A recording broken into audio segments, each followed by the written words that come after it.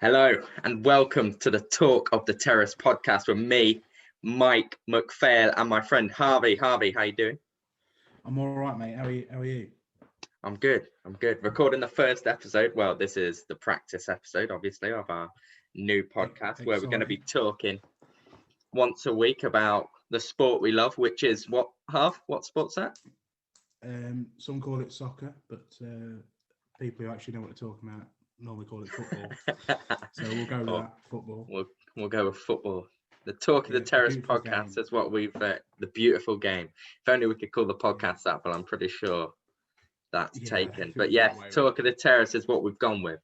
And we're going to start off by talking about how we're going to run this. So obviously me and Harvey are going to be doing it every week, hopefully get guests on, friends, etc. every now and then. Right? Yeah, exciting. Yeah, that goes. You've already spoken to some big names. Have we? Oh, Joe. You definitely mentioned one. You Joe. Yeah, you definitely mentioned one. Mentioned a name that could be on, but obviously this is just a test. Not many people are going to hear this. Might send this to a few of the boys, see what they think. The intro. Obviously, what we've got is this is the intro. This is not going to be where I say this is the intro in the podcast, but what's going to happen is we're going to have the main talking topic, followed by our score predictor, where we both predict the weekend's games in the Premier League. 3 points if you get the result exactly correct. So, for example, this past weekend, if I guessed 0-0 Chelsea Man United, I get 3 points. If I guessed 1-1, I get 1 point. If I guess 2-0 to Chelsea, you get 0 points. Me and Harvey, end of the season, whoever's on the lowest points will do a forfeit, right, Harv? Yes. Yeah. A cheeky forfeit. So it'll be a good forfeit. Maybe the listeners will be able to. We can have a sort of couple of forfeits up there. One with the most votes we have to do. Yeah. Or what we do is we get a wheel. I'll buy a wheel, stick it in the back. We spin the wheel. Yes. Loser has to. We could do it every week. Or like we could do it monthly. Whoever gets the least points every month has to do a forfeit rather than waiting a whole season. That's a good idea. Yeah. You'll do something like that. I like that. We could have a big ending, couldn't we, to the end of the season? Oh yeah, big forfeit. Whoever's lost the whole thing, big forfeit. So that's how it's going to go. We're going to go main topic, score predictor. Next up, the next little thing we're going to be doing is each week me and Harvey are not going to tell each other who, but we're going to pit up two players. So I'm going to give him two players. I won't answer the question. It's only for the other person, I think. Shall we do it like that, or do we both answer? It's like, I want your opinion where only you talk about these two players and I want your opinion. Because obviously I'm giving you two. You'll hear my two and you'll know. Well, chime in, see what we say. So it's who would you rather out of these two footballers? Give two football players. They need to kind of be within the same position. So I can't be like, Harvey, who would you rather? Manuel Neuer or Lionel Messi? Like how do you compare them two? You know. Are you dumb? You dumb? Manuel Neuer, you dumb? And then followed by that, we're both going to come up with a football fun fact for each other that hopefully we don't pick the same one every week, but have a little fun fact at the end. And then that's going to be the premises of the podcast, them topics, and see how we go. But first off, this first episode, what we're going to be talking about, Harv? What are we going to be talking about? We've got who finishes in the top four this season. I mean, it looks pretty clear who's going to win it, but the rest of the best of the rest. Oh yeah, it's entertaining. Looking at the table, you've got a lot of teams vying for that. I mean, if you look at it now, I've got the table up. You've got Man City, obviously they're top on 62 points, 12 clear of Man United. So that's what, 4 wins, 4 losses for them, 4 wins for United. So followed by that, we've got Man United on 50 points, 26 played. Leicester on 49 points, 26 played. West Ham on 45 points, 26 played. Chelsea on 44 points, 26 played. Liverpool 43 points, 26 played. Everton, who are playing right now against Southampton, 2 games in hand on Liverpool, 3 points behind. Then you've got Tottenham, 1 game in hand against Liverpool, 4 points behind on 39 points. Then you've got Villa, 39 points, 2 games in hand, so 4 away from Liverpool, 5 away from Chelsea in 4th. And then I think the last team we'll probably have in contention must be Arsenal in 10th, right? 37 games, 26 played. I mean, Leeds and Wolves. Name, really, isn't it? Yeah, it's just a big name, whether they're in it, Just a big whether name Aston Villa are in mention. it. But Arsenal, Leeds, Wolves, all of them on 34, 35 points as well on 26 games played. So it's not until you get to Wolves, who are 10 points behind fourth place with 12 games to go, that you think who could be in this top four. So, Yeah. Harvey, who are you going for? Who are you going for in your top four and why? Oh, mate, Man City have won it already. Yeah. If they don't, I think it'd be the worst loss of a Premier League. You reckon it'll be the biggest Probably, bottle jobs of the Premier Oh, League history? It'll be a Spursy, won't it? Let's put it that way. Yeah, It'll be a yeah. Spursy. Spursy. Yeah, I mean, I think they've got potential for multiple cups here. City, haven't they? Yeah, well, they're still in They've all done- four, aren't done they? good. They could do the quadruple. Yeah, it looks promising if you're a City fan. Second, I've backed United just because of Bruno Fernandes.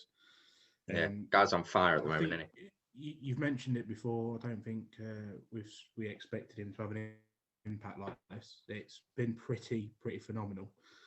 I think it's that those quality teams of Ferguson, that mentality. I think he's brought that back, and I think that goes a long way. So I've got them second.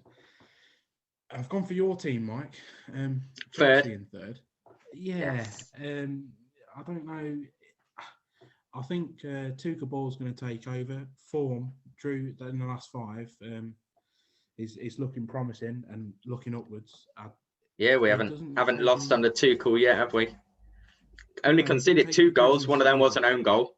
Only one of them was an own Yeah. goal. So we've only actually Yeah. conceded 1 goal. It was against Yeah, and Southampton as well, which was a bit disappointing. I think your boys will be working a lot harder now. He don't Yeah. take any prisoners. He likes to ruffle feathers. For fourth was a real tough one. Yeah. Surely you've got to go for the champions, right? Or no? Not a bad run of form. Well, I've actually gone. It was a toss-up between Leicester, West Ham, and Liverpool. And if I'm honest, I'd love to see Leicester do it, but I think it might actually be West Ham. I think David Moyes' team has just gone under the radar. I think they've got. Yeah. They've only just been mentioned the past week or two. I mean, they had a Well, pretty poor start, I think, but they just seem to find a way to win, and that gets you up there, doesn't it? That's the they only lost 2-1 to Man City. Well, that's it. Since the start of 2021, Man City are top of the form table, and in second place you've got West Ham. Yeah. As of right now, as of the time of recording, 2 most informed teams that came up against each other at the weekend. I think this is barring injuries. Lingard's been Lingardinho. Yeah. He's got potential for a young lad. That Lingard, he's up there with the likes of Mason Mount and Callum Hudson-Odoi and Rashford for them young players. Foden, yeah, he's up there. Yeah, he's only 27. At 27 years of age, he's up there with them under 21s. Yeah, he's a shout. Yeah, basically anyone but Liverpool, really. In that anyone but Liverpool, really. Ooh. Yeah. I mean, the fans didn't take the winning the league too great, I don't think. But yeah, well, they didn't get to celebrate it properly, did they? No, that is true. I suppose that must be quite annoying. You wait all those years and that happens. So, but yeah, I mean that's my top four. I think West Ham will sneak in there. Potentially Leicester. I mean, if Leicester didn't have all those injuries, then that'd be it. It would be Leicester. But yeah, I mean, one big injury to Jamie Vardy, and I can't see Kelechi Iheanacho stepping up. You know, he's main man. 35, is he now? 34. I don't know. He seems to have been around a while. I'm still in his 20s, though, isn't he? Damari Gray's gone as well. Yeah, he's gone to Dortmund, has he, or RB Leipzig? Someone over there.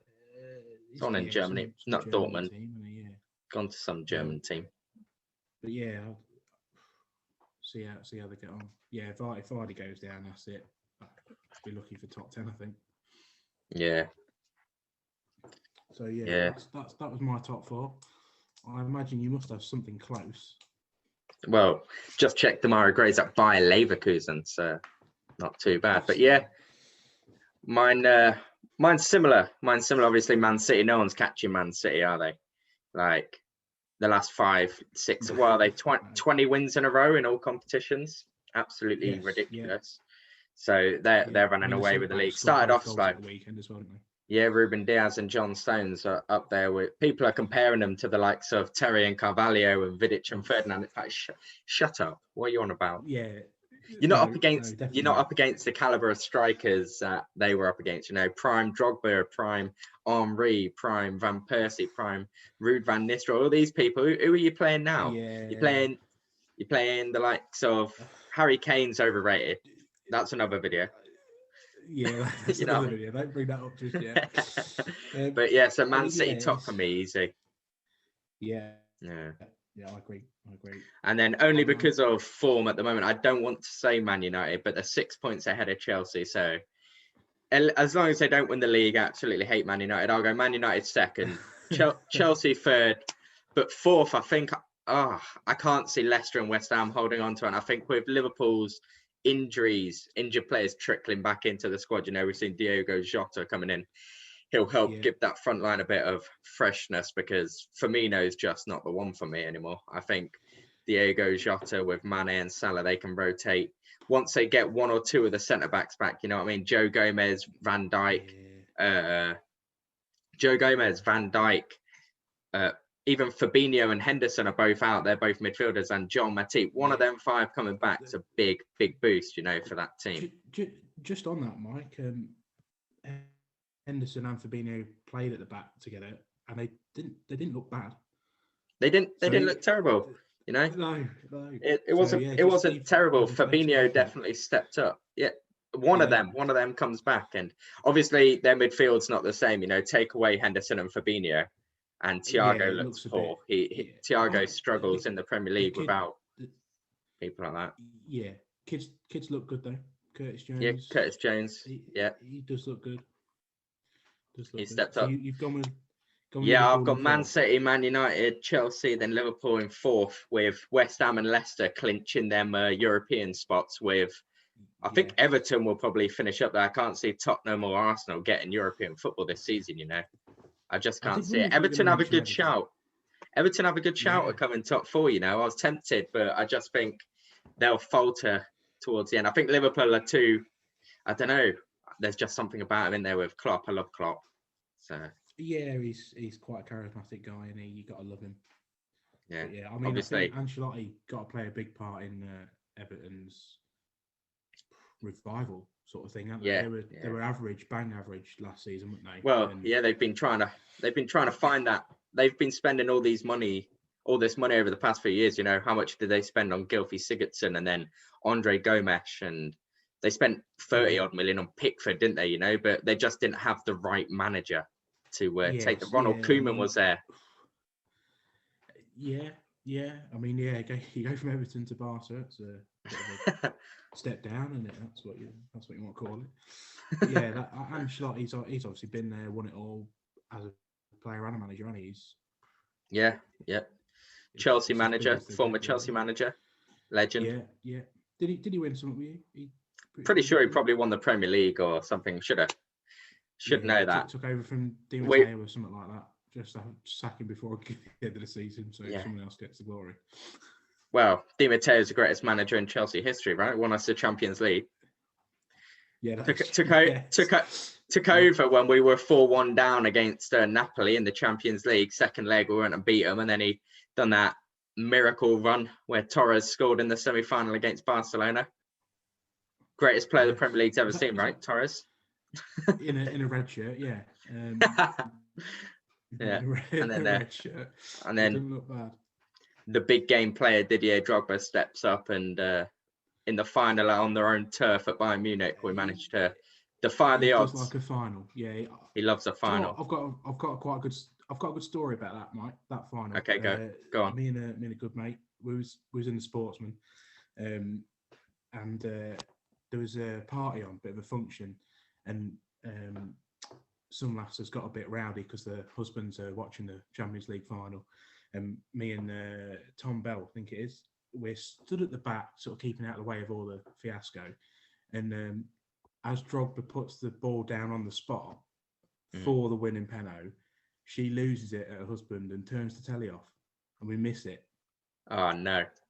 Oh, it was devastating. Oh, we'd gone through all the ups and downs of that, conceding late, and then Drogba. Was it Drogba with a glancing header to take it? Yeah, header corner.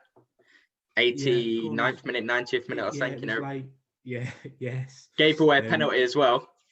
Nearly went from Yeah. 0-0. Gave away that penalty, which former Chelsea player Iron Robin missed. Yes, that was big. We got to see all that drama to miss the final penalty. Wow. Yeah, it was it was pretty devastating. I wouldn't like to say what happened to the poor lady, but I don't think it was good. Yeah, being a Chelsea fan, that was the greatest night of my football life. Anyway. Yeah, it was I imagine tough. it is. It was tough. I broke my wrist. I broke my wrist not long before the final, because I had plans with my dad and granddad. We had plans to purchase me a ticket to go and watch the game in Munich. So I was going to go alone, get a bus, go to Munich, I think it was the Chelsea bus, go to Stamford Bridge, get a bus with a bunch of fans, go over there. We had plans to buy me a ticket and all that. Broke my wrist, had a cast on, spoke to the Chelsea team and that, or whoever, and the likelihood was I wasn't able to go. I was 19, 20 when this happened, 19 I think, during the final. So because I had a broken wrist, there's no guarantee I'd be able to go, so ended up missing out. So I went round a mate's house and we watched it, went through all the emotions, went through all the emotions. I went from sadness to pure ecstasy. But as Drogba put that final ball down for that final penalty, you wouldn't have seen it, obviously. He's put it down and he stepped back once. He stepped back. He took one step, and I'm just sat there like, Didier, what are you doing? What are you doing, Didier? Obviously, all these thoughts running through my head from 4 years ago when John Terry missed the final penalty against Man United, and then I saw Nicolas Anelka stand up, and Nicolas Anelka just showed no effort. I knew he was going to miss it. I knew the keeper was going to save it. So that was. I think I took 2 days off school after that final against Man U. I couldn't handle going in and seeing all them Man U fans. I'm from that generation where people are all Man U fans. Oh, don't know where Manchester is on the map. I think it's down south. Exactly. Yeah, that's what they think. I know that feeling. Yeah. Right. I think our next topic is old score predictor. Is it score predictor next? It's score predictor for this weekend's games. This upcoming weekend of games. We've classed Monday as a weekend. Well, this game week, this Premier League game week, I think it's game week 28. Obviously, we're recording this. It's Monday, the 1st of March. So we're missing out tonight's game, and we're missing out the midweek games. Chelsea against Liverpool. What a solid game that would have been to predict. If you had to predict that game, what were you saying at the moment, Half? I think Chelsea win. I've not backed them on Monday, but I think after Monday, I reckon it'll be a bit of a solid run of form, to be honest. What are you saying about this upcoming Thursday, though? Chelsea versus Liverpool. If you had to put a bet on it, who are you going for? Chelsea. I'd back Chelsea. Good lad. Yeah, my heart would say draw, but if I had to pick a team to win, I'd pick Chelsea, I think. Okay, then. Well, then, let's start with the Saturday early game. What are you saying? We've got Burnley at home to Arsenal, Harvey. I mean, Sean Dyche as things stand currently. Miracle worker. Yeah. Credit Sean Dyche. What a guy. Miracle worker. I mean, I think I might offer him a pint and a packet of crisps for Tom Pope. Don't know if you see that. But I don't think it gets any better for the poor bloke. He hasn't got any air to lose. But Arsenal 3-0. Arsenal are on the way 3-0. It looks good. I mean, Leicester were injury ridden, but they did look good.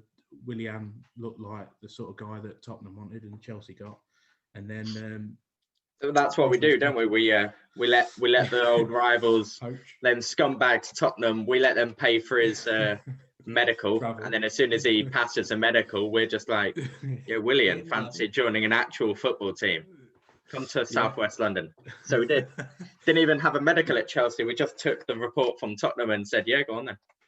Yeah, I mean, that's what we do. Trust them. But 3-0 Arsenal is what I've gone for. 3-0 Arsenal. Aubameyang, he's in the goals again. I think that helps. He was, I don't know, lacking confidence, didn't fancy it, not sure. I mean, whatever he's on, what is he on, 350 grand a week? Oh, he's on. I mean, that would motivate me. Yeah, I'd run around for that sort of money. So yeah, I've gone 3-0 Arsenal. And yeah, just heap more misery on poor Sean Dyche, really. Poor Sean Dyche. Yeah, I think I've gone similar to you. Not gone for 3-0. I've gone for a 2-0 Arsenal victory because I think that Burnley defence, they weren't great against Tottenham, were they? Just gone, but I think they'll get a rollicking from Big Sean, and I reckon it'll be a tight 2-0 win to Arsenal. But they just have no goal scorers. Well, yeah, they've got a couple of big men up top that you play someone off, don't you? But they haven't got that player to that's play the off. thing. They don't have them to play off, so they just play off each other, and you can't play two big men off each other. Next game we got though, Harv, we got Sheffield United, who are rooted bottom of the league. You know, winning 3 games this season. One of them against Manchester United, which was a huge result. At home to Southampton, who haven't won a game in time. Last decent result they got was that draw against Chelsea. Myself, I've gone for a 2-1 away win to Southampton with Ralph Hasenhüttl. 2 9-0 losses in the past 24 months. What are you saying? Yeah, yeah, that's some history making. That is. I've actually gone Southampton 2-0. I mean, bar David McGoldrick, Ollie McBurney, who's scoring goals? Ryan Brewster's not doing anything. Ryan Brewster's not doing anything, is he now? I see Chris Wilder in over the weekend say that the recruitment plan's not great. They're not recruiting top players. They're recruiting top of the championship players. But I think top of the championship players don't even get you out of the championship anymore. I don't think that level. You're talking average Premier League players to get you out of that league. Yeah. So yeah, I don't think the scoring, and Southampton have Danny Ings and Redmond, Ward-Prowse. I think they've got some quality players. Okay, quick question then. Euro 2021 obviously got moved from last year to this year. Does Danny Ings get a spot on the plane for you under Gareth Southgate? When Gareth Southgate first took over and he said, I'm only taking 4 players, I'll be very surprised if he doesn't go. That soon went. I think that soon went. Like pretty much every manager that does that, they have the favourites. Yeah. Mason Mount's his son. Yes. Yeah. Doesn't matter what anyone else does. Mason. I mean, to be fair, I do rate Mason Mount. You do, obviously, as a Chelsea quality player. As someone who can take an impartial view, I think for me, I'd only take maybe 2 or 3 strikers, and I'd take Sterling, Foden, Maddison, Grealish, and I don't know if it sounds ridiculous. Mount. Yeah, Mount. But so you're taking Grealish, Maddison, and Mount, mate. You stick them behind one striker and tell. Yeah, I think. Yeah, I mean, yeah, all right. You got Sterling and Sancho, but I think you take Grealish, Mount, and Foden. I don't think Maddison gets on the plane. Do you know what? We'll talk about this in another video. Yeah. In another video, we'll talk about our Euro 2021 squads. Yeah. So we'll skip that. Just to finish off that, I would take all of them, scrap a defensive midfielder, hope John Stones brings his City form, and keep the ball, and just play in the final third. The thing is, who do you partner with John Stones? Harry Maguire?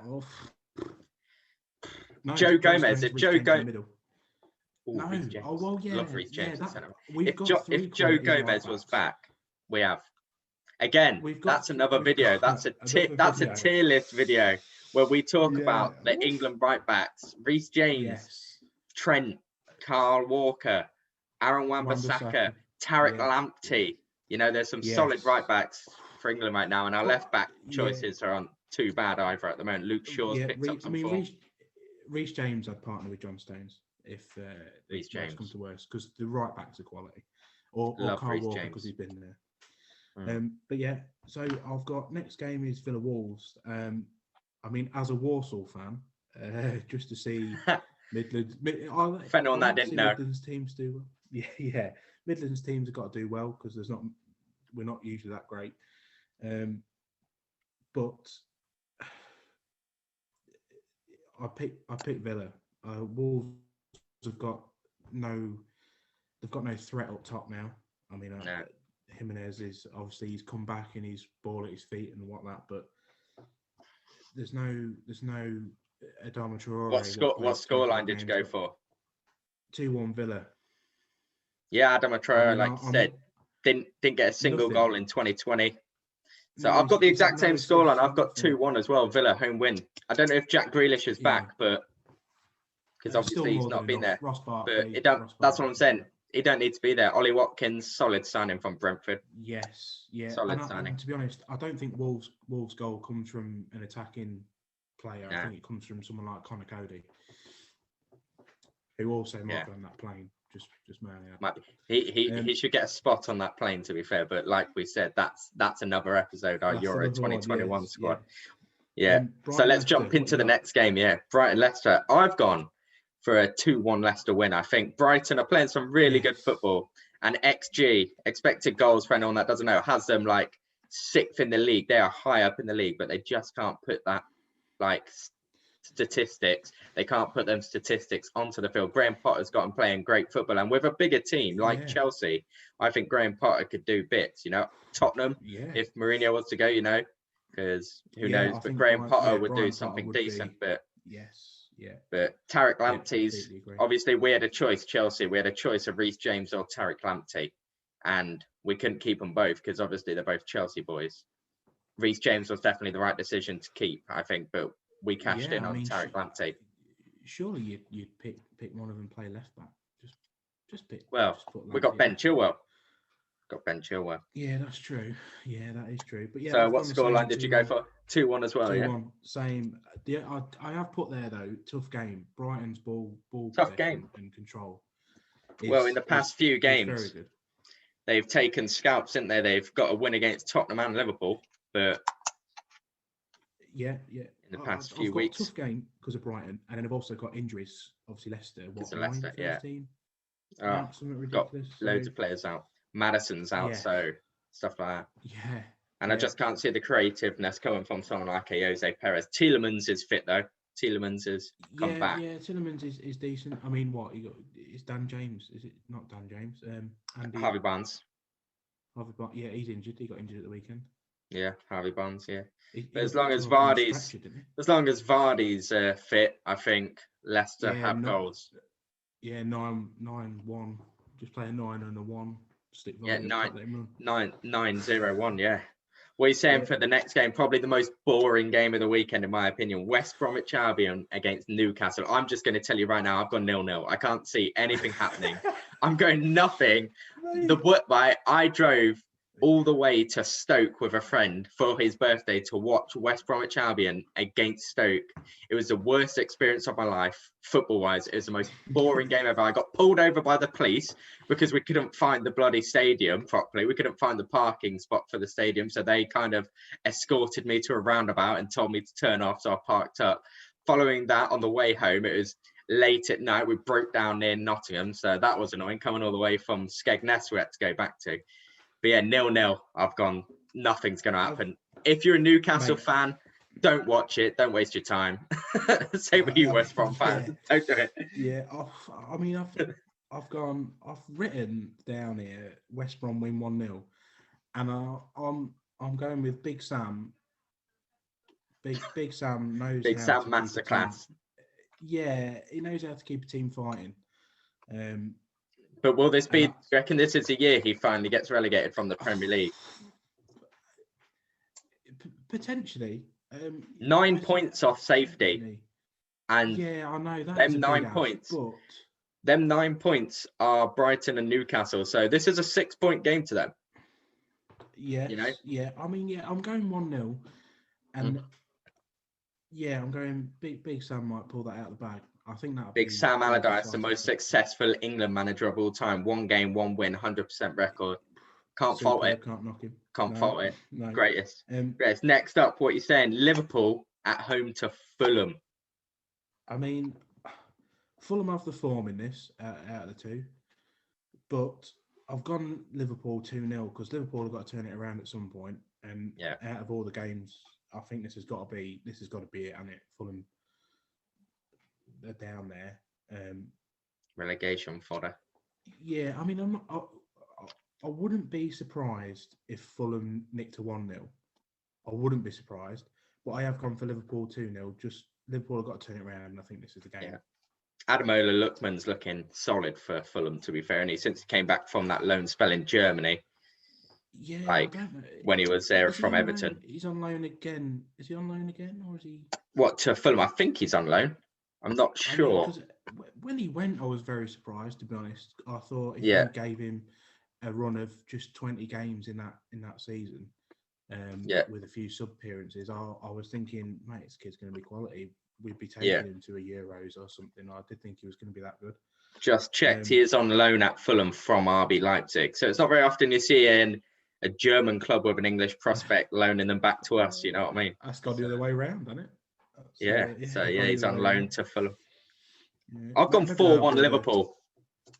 I've gone 4-1 Liverpool. I just think they're at home. Around, They've had a bad run of form. I just think they're going to smash some goals in.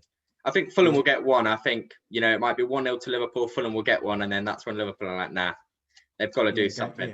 If they don't do something this week, then I'm going to change my prediction for the top four. I don't think they get top four. They can lose to Chelsea on Thursday, but if they don't beat Fulham at the weekend, I don't think they get fourth. And the only way they can get in the Champions League is by winning it this season, which we'll talk about in due course.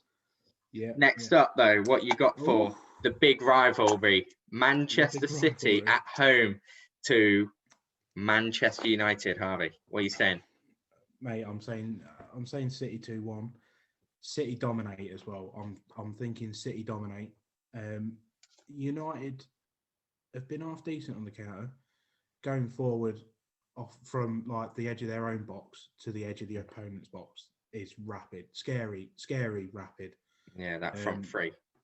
Yeah, there's some pace, and Cavani brings an intelligence that none of those strikers have. I think he's leaps and bounds in terms of a finisher and intelligent movement and stuff. He's something that they haven't had for a long time. I think he makes Man United fans realise that maybe Rashford's better suited as a left winger, because all of them before Cavani came were begging for him to play through the middle and that, but he just doesn't have that striker instinct as much. That's it. I mean, I'd like. Did he really have a run of games to prove he could play up there though? Did he have that's the thing with the Premier League nowadays. If you want to have Timo Werner's had a couple of games as a striker, but he's being pushed out to the left currently. But we'll see how that pans out. Yeah, that is true. But yeah, I've gone City dominate. United break, get a goal, but City still win 2-1. 2-1. Maybe 3. They're at home, aren't they? And I don't know what's happened to him, but Cancelo has turned into some sort of world-class right wing back, centre defensive midfielder, wherever he's playing. Striker thing. Yeah, it's a very weird thing. And Ilkay Gundogan as well. Ilkay Gundogan's got 10 goals this season in the league, or 9 goals? Yeah, and I mean, just by watching some of the games and highlights, that's because of Cancelo. Cancelo comes in exactly to where those midfielders are. And everyone else just is like, he's a defender. He knows what he's doing. I'm just going to put up top. He gives that freedom to all of the attacking players like Gundogan to show his attacking prowess. He's your anchor man, isn't he? That's what it is. But yeah, I've gone City 2-1. I'm intrigued to hear what you've got to say about this, to be honest. I've gone 3-0 Man City. I think Man U couldn't score against Chelsea. It was a 0-0 draw. I was not threatened once by that Man U front line. Not once. Man U fans begging for a penalty that never was, in my opinion. Shut up, Man U fans. Don't know what you're talking about.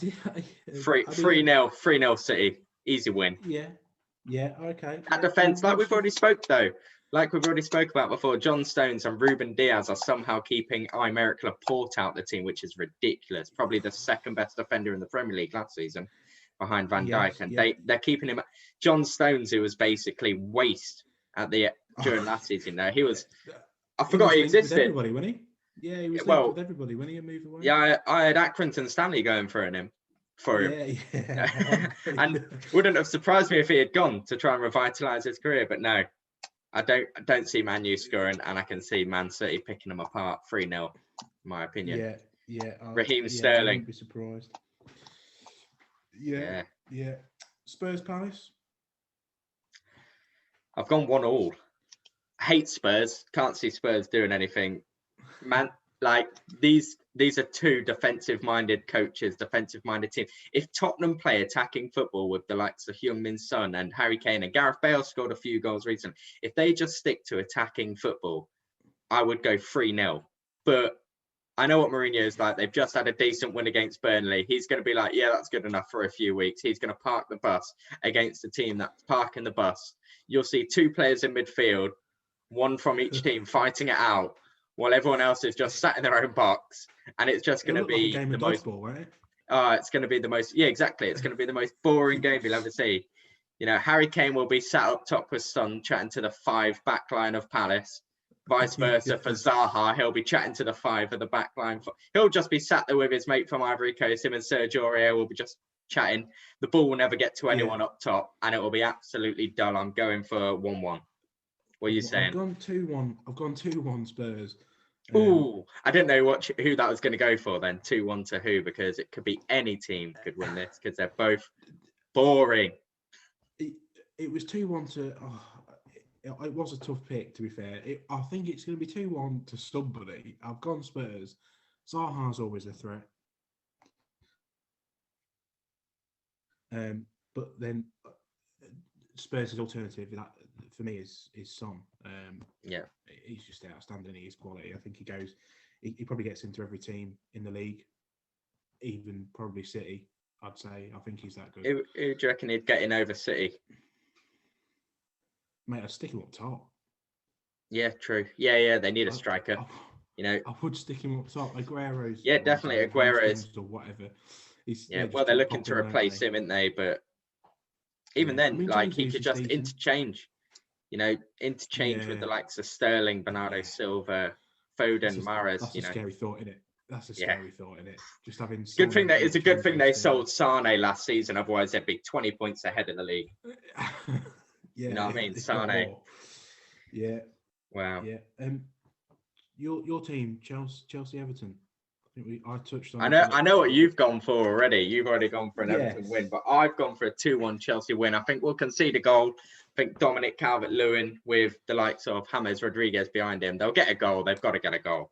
But I just think, being a Chelsea fan, I'm never going to bet against Chelsea. 2-1 Chelsea. I think Timo Werner will get a goal. I think he'll get a goal against Liverpool as well. I think we'll beat Liverpool 2-1 as well, and I think a Timo goal will come. I think he's going to start getting a few goals now, hopefully. What are you thinking? Yeah, floodgates will open. I reckon he'll still get a decent return. I don't understand the problem with him. He's got more goals until this last week. He had more goals than Aubameyang and stuff. But yeah, I reckon 2-1 Chelsea at home to Everton. Yeah, I've gone 2-1. I've gone 2-1 Everton, and the only reason I've gone for that is just because of Ancelotti. Yeah. I think just like he did in the Liverpool game, he had his team cool, calm, and collective, not making any rash decisions. That derby's known for it. Obviously, big dunk next to him. Obviously, loving life. Big dunk and Ferguson was losing it on the sideline. He was losing his mind, wasn't he? Yeah, losing it on the sideline. I mean, if that had gone onto the pitch, just for any of the players, if that match had fans, if any match this season could have had fans in, that would have been the one, wouldn't it? You know that. Mate, that would have been. That would have been incredible. But yeah, I think it's probably a good thing. It's probably a good thing that we're in a national lockdown. Otherwise, Liverpool, Merseyside would be in ruins right now. Yeah, don't know what. It would not be good. But yeah, I've gone. Yeah, Dominic Calvert-Lewin coming back as well. He's had a bit of a layoff, hasn't he? Him, Richarlison, Rodriguez. Going forward, obviously that's a dangerous trio. So yeah, I've gone for that. West Ham Leeds. Last game. What have you gone for? I've gone 2-1 West Ham. I think Leeds are a very attacking team, and with the form West Ham are in, it's like you don't know whether they're gonna. Well, not West Ham, sorry. With the form that Leeds are in, if someone said to me, if I didn't watch this game and I woke up the next morning and someone said to me it was a 6-6 draw, I'd believe them, because Leeds can either just bang in goals or concede loads of goals. Remember the first game of the season when they played Liverpool, they lost 4-3, and they were unlucky to lose 4-3. And since then, they've either come up against teams and just scored bare goals. or What, conceded bare goals. Yeah, they beat the Baggies, didn't they, 5-0 at West Brom? Exactly, it's like at the Hawthorns, yeah. Dangerous. But I think West Ham are on fire at the moment. The defence is looking solid, you know, with them 2 new additions in Souček and Kufau. They're looking like proper good signings, and Souček's just an aerial threat as well up front. Lingard, who would have thought it, right? Loan signing. That's probably one of the signings of the season as well, you know, other than maybe Diogo Jota to Liverpool, who was, before he got injured, was solid. But Lingard, never thought I'd say it, he's changed West Ham's season since he joined. Like, he elevated them a level up. But yeah, I've gone 2-1 home West Ham win. What are you saying? Yeah, I've gone 3-1 West Ham. I think it'll be a Leeds weekend where they do go all out attack and concede a lot. Yeah. Like you touched on, it's one or the other in it. It's we win 5-0 or we lose 5-0. It's going to be one of them. But the fans love it. Yeah, I mean, it's you're out of the big time for so long for such a historically big club. And you just want to see entertainment when you get back in there, don't you? You haven't waited that long. You haven't dropped down to League One to play the likes of Walsall. Ellen Road. Who are they? I could tell you that. Yeah, I went. It was when Fabian Delph was there, as a 17-year-old lad. And I remember sitting in the away end, and he's spanked 2 worldies, one from 35 yards, one from the edge of the box, and he set the other one up. They've won 3-0, and for a 17, I mean, it's League One, I get it, but you were like, this kid's decent. Like, he's gonna be good. He's quality, and obviously, I think he didn't last. He was gone after the end of that season. Yeah, I think, or he turned 18, then he went, and I think that you could see it. There was some season pros. I mean, there was like Jermaine Beckford's, who at that level. Oh yeah, Jermaine Beckford. Yeah, he was. They had a right team. Had a few they seasons, had a really good team. Luciano Becchio as well. Leeds fans will know who that is. Yeah, I know Luciano Becchio. Yeah, he at that level though, they had some absolute ballers. But he was like, you couldn't get near him. He was quality. But yeah, I reckon it'd be one of those weekends for Leeds where they just concede. And I've gone 3-1. Yeah. I don't think 3-1. There's nothing stopping that West Ham train at the moment. Again, another discussion that we're going to have in a future episode. England strikers. You got Patrick Bamford vying for a place in the England squad. You know, does Jamie Vardy get out of retirement and possibly jump on the Euro 2021 train? Who knows? But like, there's so many England strikers right now: Dominic Calvert-Lewin, Harry Kane, Tammy Abraham, Jamie Vardy, Ollie Watkins, Danny Ings, Patrick Bamford. All these players will definitely have to rate them and give our. Statistically, some of them are very close to Kane. You know, depending on the. It's only this. They would be. It's only this season that Harry Kane's actually picked up his teamwork, like picked up the mantle for teamwork. Before this, his highest assist total in a Premier League season was 2. You know, 2 or 3, which just wasn't good enough for a big man striker. I imagine Harry Kane. Son's work rate has got to be something to do with that. Those two have been phenomenal. Probably the deadliest duo in world football right now. Yeah, potentially, yeah. But just touching on what you said, mate, Bamford gets nowhere near that squad. Nah, I agree. I don't think Bamford, he's a Chelsea reject. We had him for a while. So loaned him out a few times. He just wasn't good enough. And same with Tammy Abraham. He's a good player. He's a good backup. I don't think he wants to be a backup. So I don't think Chelsea are going to keep hold of Tammy Abraham. I think he'll end up at a team like West Ham or someone. I think he'll end up at someone like West Ham, you know, as Michael Antonio gets older. Oh, I'm a fan of Tammy, but I just don't think. I don't think he's a top 4 striker, and Chelsea are a top 4 team. How old is he?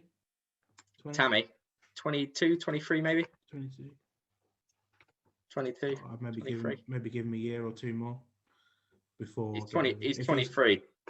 23. Give him a year. Give him till the end of his. If he's happy to be on the bench and be a different option, not starting every week, I'd keep him. You know, he's that tall guy. He gives us something different.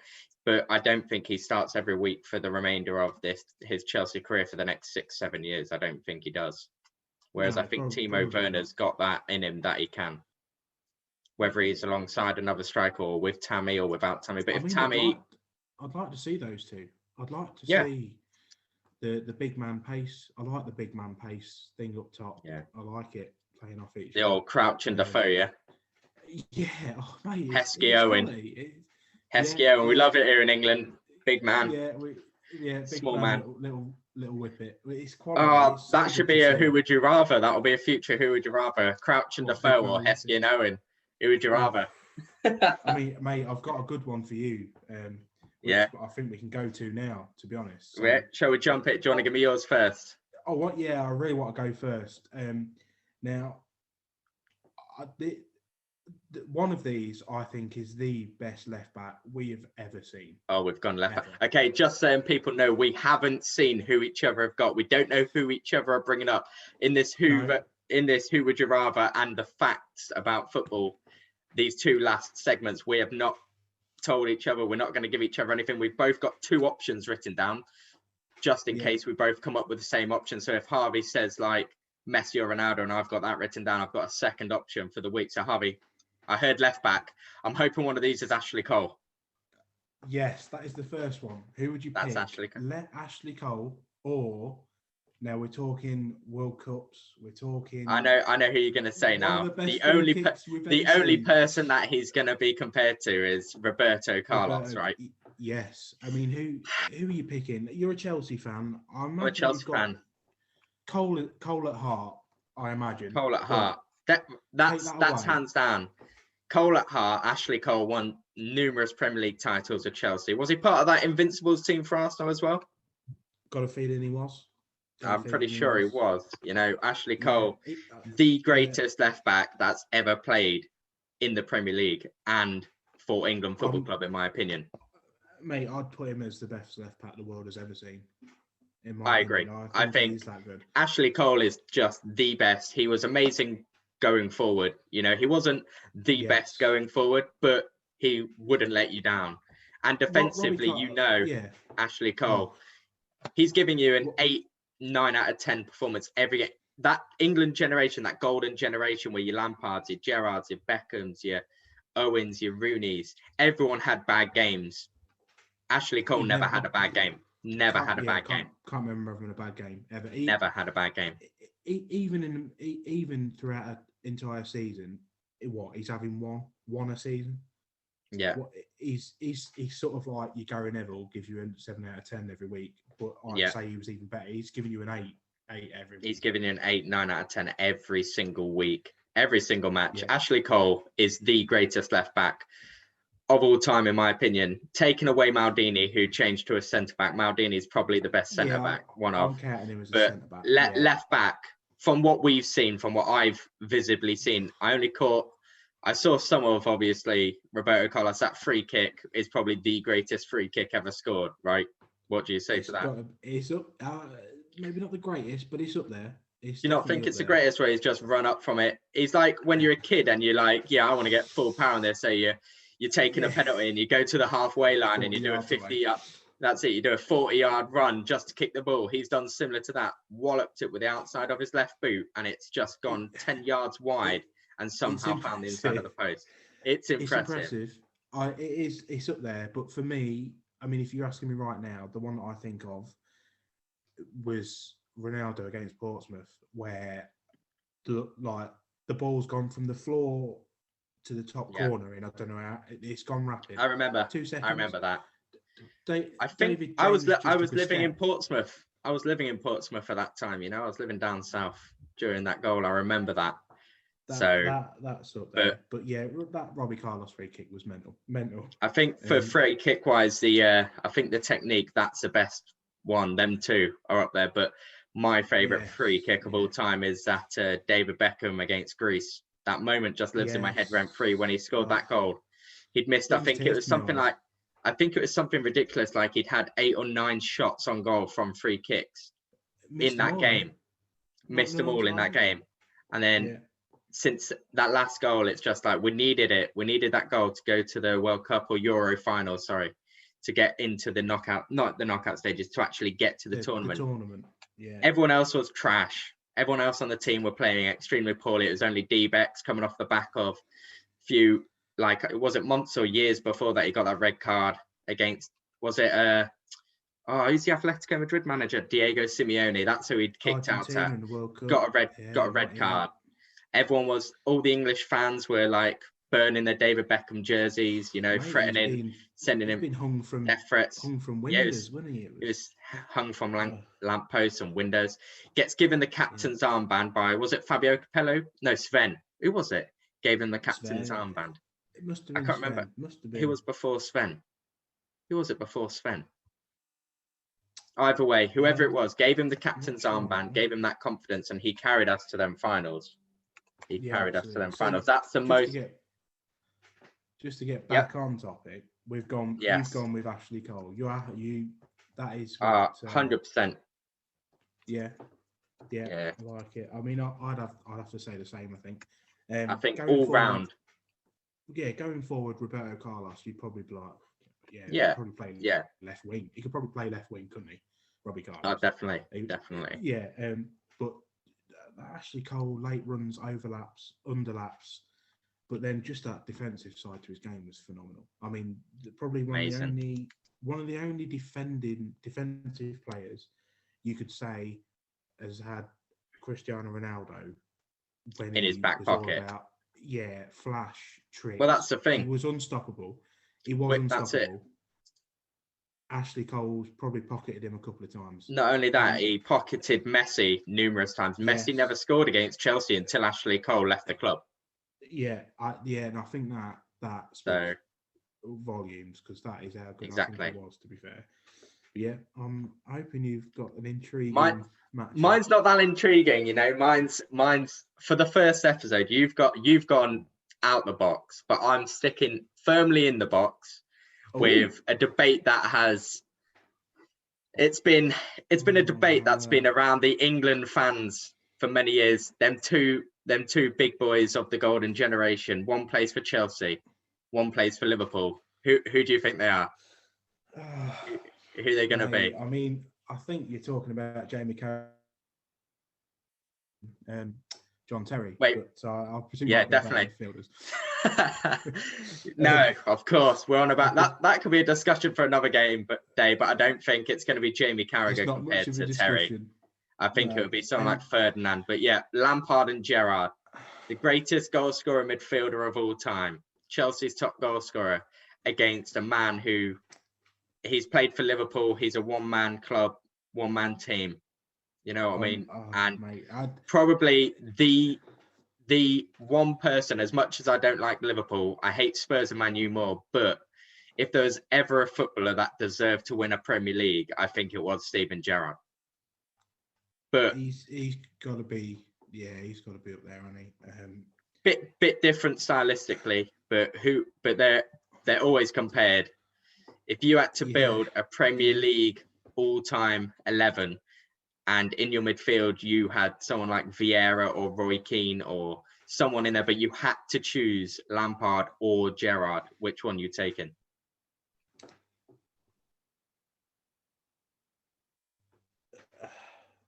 The fact that both of them kept Paul Scholes, the fact that both of them kept Paul Scholes out the England team speaks volumes. Start with that. In my opinion, then if I was to say, would you say Paul Scholes is above both of them?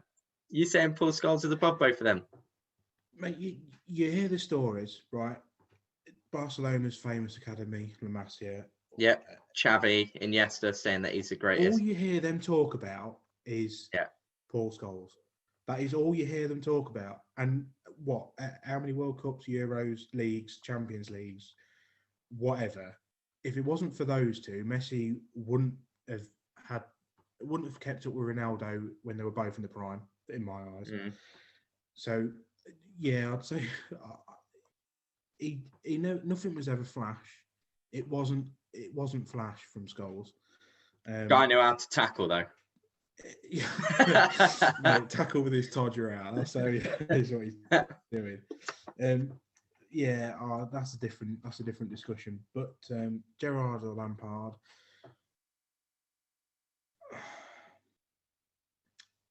that's just such a tough. I don't want to there's you say one thing about one of them, and then all the fans of the other guy are like, yeah, but he does that just as well. But I'll tell you this: one of them's got more goals in the Premier League and more assists in the Premier League than the other, and he's won Premier League titles. I know that's Lampard. I know, but what people argue with that is how good were the teams around Lampard.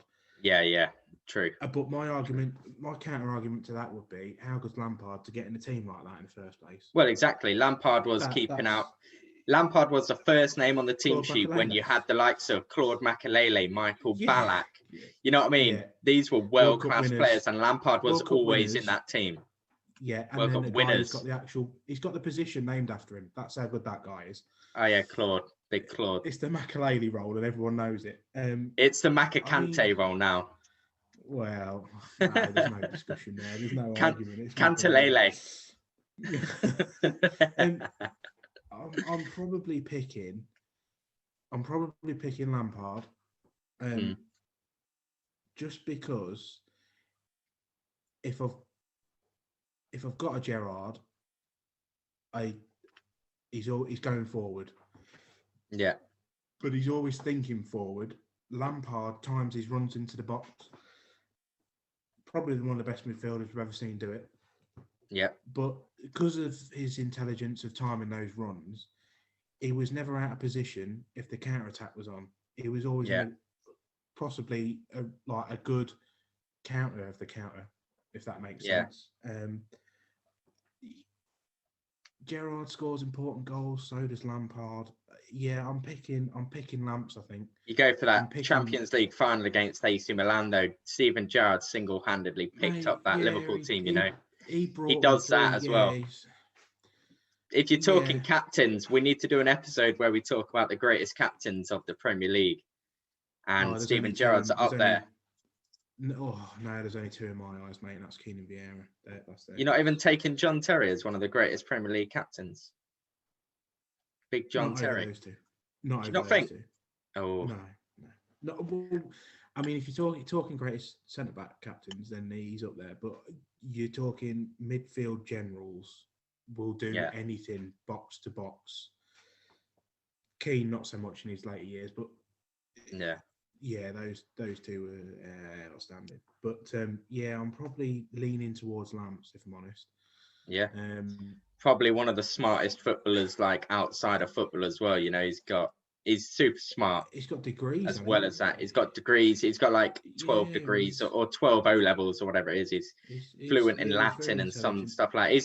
But obviously, I'm going for Lampard, personal hero, probably my favourite player of all time, up there with the likes of Gianfranco Zola and people like that. Yeah, classic. Drogba, Terry, quality player.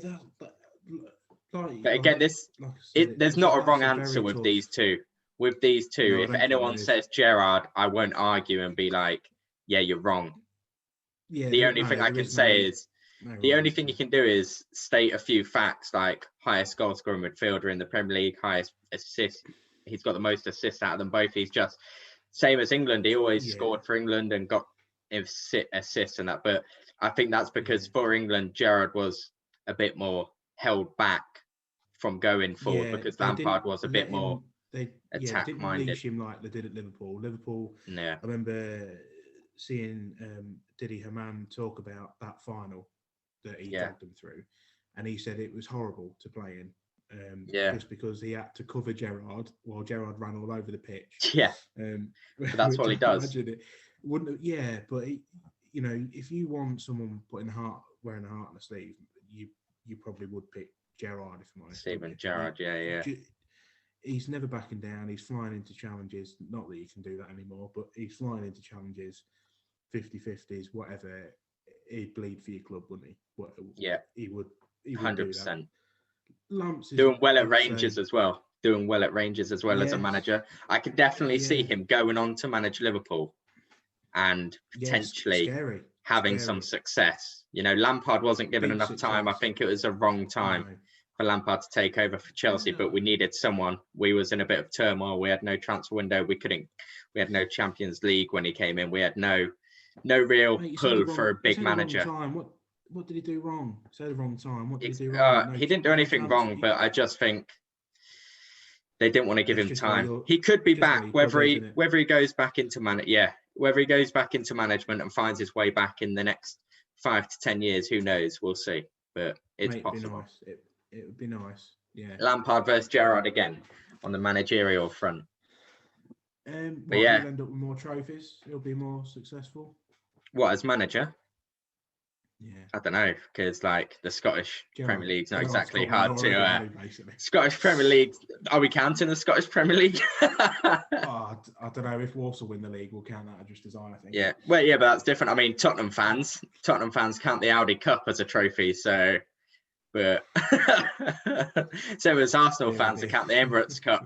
I mean, Arsenal and Tottenham have their own trophy, don't they? The North London Trophy. Whoever finishes higher, just then one of them gets silverware every year. Yeah, just because. Arsenal for the FA Cup, haven't they? Arsenal down there.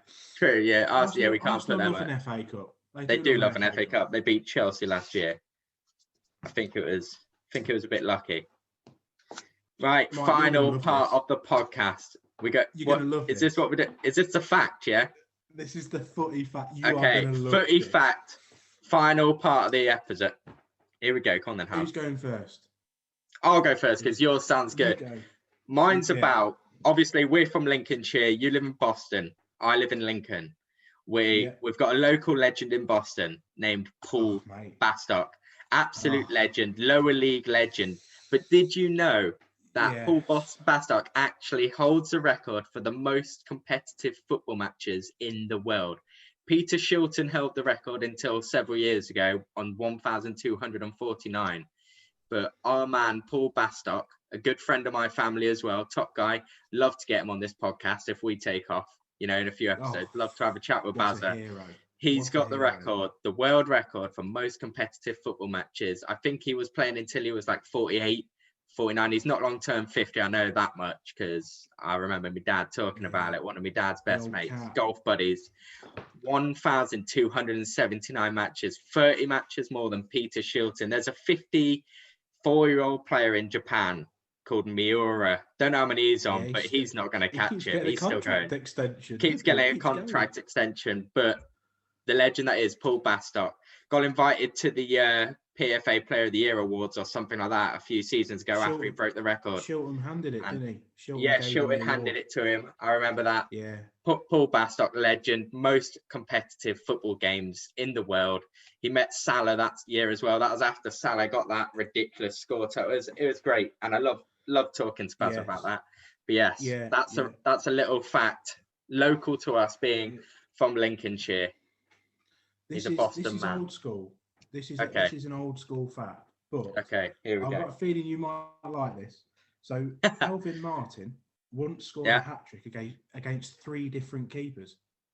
Now, I don't know how many times that's happened, but it was West Ham versus Newcastle in 1986. The first goal went in against Martin Thomas, who was their actual keeper. He then went off injured. Chris Hedworth, the defender, then went in goal, and Martin scored against him. And a big name went in goal for the third goal. Peter Beardsley conceded his hat-trick goal. West Ham won 8-1, but Peter Beardsley conceded Alvin Martin's third goal, and he bagged the hat-trick against 3 different keepers. If that was the game that was happening this weekend, 8-1 is maybe a score I'd go for as well if it was West Ham versus Newcastle. I'm going for. Yeah, I mean, imagine you stick a quid on that, you'd be coming back buying a new house, wouldn't you? But to score a hat trick against 3 different keepers, I mean, that is a fact, impressive. And that is a fun football fact. That is indeed. Yeah. So what we're saying, to probably talk about our score predictors on next one. I think you cut out for a second then. What did you say? Cut out. Am I back? We're back. Yeah, you're back. We'll probably be talking on the next one about some of the results. We'll talk about the results. Predicted. We'll try and do a quick overview of the results. Tell them maybe not talk about the results, but Just talk go through about points that we've got. Yeah, talk about our scores, see who's on top. We'll start the March score. We'll do something out. I think this episode we're not going to do the video. I think I'll avoid putting the video on YouTube because at the moment, as we're recording this, I'm in a pink dressing gown. I'm not really ready. It's a Zoom meeting. Call. I look good from the waist up. It's one of those work calls, isn't it? Well, what this is going to be the audio. We're going to upload this to my YouTube channel. So hopefully people are listening to that.